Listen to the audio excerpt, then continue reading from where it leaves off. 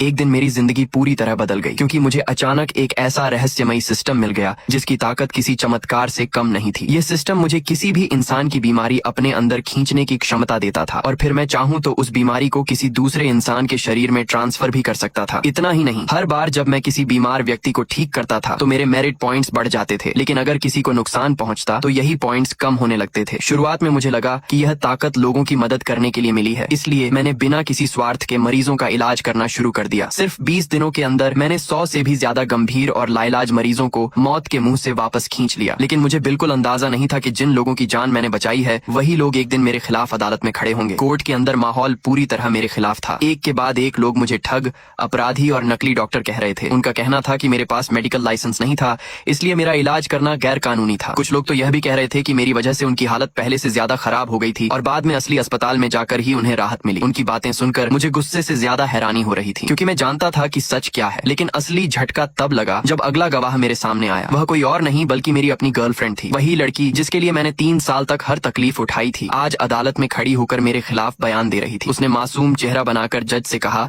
कि वह यह सब मेरी भलाई के लिए कर रही है, क्योंकि वह नहीं चाहती कि मैं गलत रास्ते पर चलता रहूं। लेकिन मैं उसकी असलियत जानता था। उसने पहले ही किसी अमीर आदमी से शादी करने का फैसला कर लिया था और अब वह मुझे पूरी तरह बर्बाद करके अपनी नई जिंदगी शुरू करना चाहती थी। इसके बाद सरकारी वकील खड़ा हुआ और उसने अदालत से मांग की कि मुझे 50 साल से ज्यादा की जेल की सजा दी जाए, करोड़ों का मुआवजा भरवाया जाए और जिंदगी भर के लिए मेडिकल क्षेत्र में काम करने से रोक दिया जाए। उसकी बातें सुनकर ऐसा लग रहा था जैसे फैसला पहले ही सुनाया जा चुका हो। लेकिन मैंने हार नहीं मानी। मैंने जज से सिर्फ एक आखिरी मौका मांगा और कहा कि अगर यहाँ मौजूद सभी लोग अब भी यह साबित कर दें कि मैंने उन्हें नुकसान पहुंचाया है तो मैं बिना किसी बहस के सारे आरोप स्वीकार कर लूंगा। मेरी बात सुनकर कोर्टरूम में कुछ सेकंड के लिए पूरी खामोशी छा गई। सबसे पहले एक बुजुर्ग महिला को गवाही के लिए बुलाया गया। ये वही महिला थी जिसे मैंने मुफ्त में ठीक किया था और इलाज के बाद अपनी जेब से पैसे देकर घर भी भेजा था। लेकिन आज वह मेरी तरफ उंगली उठाकर कह रही थी कि मैंने उसे नकली दवाइयां दी, उसके पैसे ठगे और उसकी बीमारी को और बढ़ा दिया। उसकी झूठी गवाही खत्म होते ही मेरे सामने सिस्टम की स्क्रीन चमकी। उस पर उसकी सभी बीमारियों की जानकारी दिखाई दी और उसी पल मुझे समझ आ गया कि यह सिर्फ शुरुआत है, क्योंकि अब एक एक करके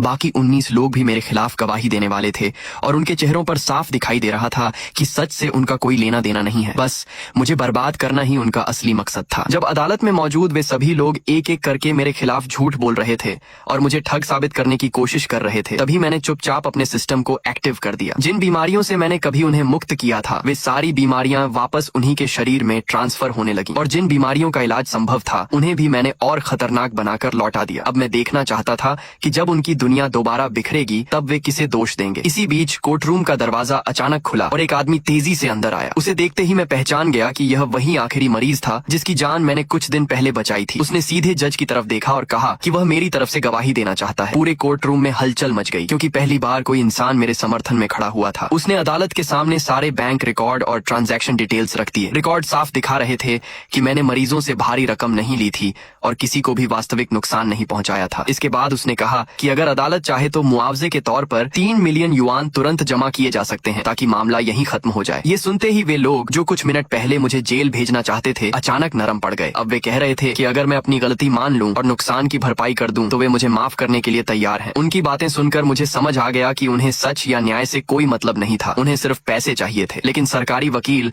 अभी भी पीछे हटने को तैयार नहीं था। उसने अदालत से कहा कि चाहे किसी को गंभीर नुकसान हुआ हो या नहीं, फिर भी समाज पर इसका बुरा असर पड़ा है। इसीलिए अगर मुझे जेल से बचना है तो मुझे एक ऐसे दस्तावेज पर हस्ताक्षर करने होंगे जिसमें लिखा होगा कि मैं जिंदगी भर कभी भी मेडिकल प्रैक्टिस नहीं करूंगा। मेरे वकील ने तुरंत आपत्ति दर्ज कराई, लेकिन जज ने उसे खारिज कर दिया। फिर मुझे चेतावनी दी गई कि अगर भविष्य में मैंने किसी इंसान का इलाज किया तो उसे गैर कानूनी चिकित्सा नहीं बल्कि हत्या के प्रयास जैसा अपराध माना जाएगा। कुछ सेकंड तक मैं उस कागज को देखता रहा, फिर आखिरकार मैंने उस पर साइन कर दी। अदालत से बाहर निकलते समय मुझे एहसास हुआ कि मैंने लोगों की जान बचाने के लिए सिर्फ कुछ दर्जन युआन लिए थे, लेकिन अपनी आजादी और सम्मान बचाने के लिए मुझे लाखों युआन चुकाने पड़े। यह सौदा जितना हास्यास्पद था उतना ही दर्दनाक भी। मेरे वकील ने अफसोस जताया कि वह मेरा नाम पूरी तरह साफ नहीं कर सका। इसके बाद एक प्रभावशाली परिवार के प्रतिनिधि ने मुझे अपने निजी डॉक्टर के रूप में काम करने का प्रस्ताव दिया, लेकिन मैंने मुस्कुराकर मना कर दिया और कहा कि अब मैं इंसानों का डॉक्टर नहीं हूँ, अब मैं सिर्फ जानवरों का इलाज करूंगा। उस रात जब मैं अकेला था, सिस्टम लगातार नोटिफिकेशन भेज रहा था। जिन लोगों ने अदालत में मेरे खिलाफ झूठ बोला था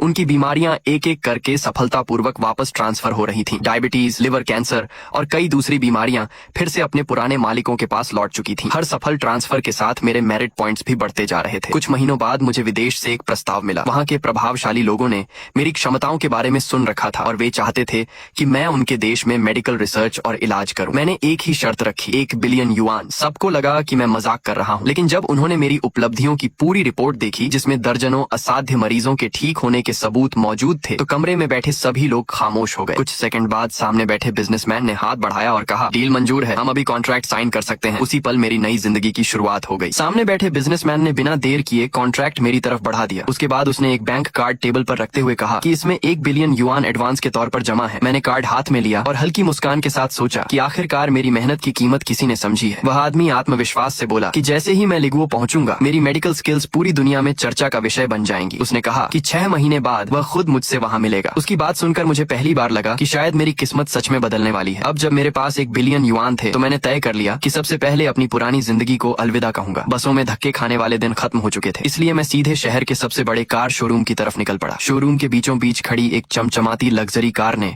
मेरा ध्यान खींच लिया। सेल्समैन उसकी खूबियां बताने ही वाला था कि मैंने उसे रोक कर कहा, मुझे पसंद है, मैं यही कार खरीद रहा हूँ। लेकिन कार खरीदना सिर्फ शुरुआत थी, क्योंकि मेरे पास एक और अधूरा काम बाकी था। उधर दूसरी तरफ लूसी और टॉम मेरे पुराने इलाज के रिकॉर्ड खंगाल रहे थे। टॉम को यकीन था कि मेरी सफलता का राज किसी खास दवा या फॉर्मूले में छिपा हुआ है। उसने मेज पर रखी जड़ी बूटियों की तरफ इशारा करते हुए पूछा कि क्या यही वह चमत्कारी नुस्खा है जिसका मैं इस्तेमाल करता था। लूसी ने पूरे भरोसे के साथ सिर हिलाया। उसके मुताबिक जब भी मैं किसी मरीज का इलाज करता था, तो आखिर में उसे इन्हीं जड़ी बूटियों से बना एक सूप पिलाता था। इसलिए उसे पूरा विश्वास था कि मेरी सारी ताकत इसी नुस्खे में छिपी हुई है। दोनों इस भ्रम में थे कि उन्होंने मेरा सबसे बड़ा राज खोज लिया है। उन्हें जरा भी अंदाजा नहीं था कि वे जिस चीज को चमत्कारी दवा समझ रहे हैं, वह सिर्फ एक साधारण हर्बल ड्रिंक थी। असली ताकत तो उस सिस्टम में थी जिसके बारे में दुनिया में कोई नहीं जानता था। इसी दौरान टॉम के पास एक फोन कॉल आई। कॉल खत्म होते ही उसके चेहरे का रंग बदल गया। उसे पता चला कि मैं जेल नहीं गया हूँ, बल्कि एक नए सबूत और भारी सेटलमेंट की वजह से मुझे तुरंत रिहा कर दिया गया है। यह खबर सुनते ही टॉम गुस्से से भर गया। उसे यकीन था कि इस बार मैं पूरी तरह बर्बाद हो जाऊंगा, लेकिन उसकी सारी योजना पल भर में नाकाम हो चुकी थी। दूसरी तरफ मैं शांत था, क्योंकि अब हिसाब बराबर करने की बारी मेरी थी। कुछ समय बाद हमारी मुलाकात आमने सामने हुई। टॉम ने मुझे घूरते हुए कहा कि मैं उसका कुछ नहीं बिगाड़ सकता, लेकिन उसके शब्दों में जितना घमंड था, उसकी आंखों में उतना ही डर छिपा हुआ था। मैंने उसकी तरफ देखते हुए सोचा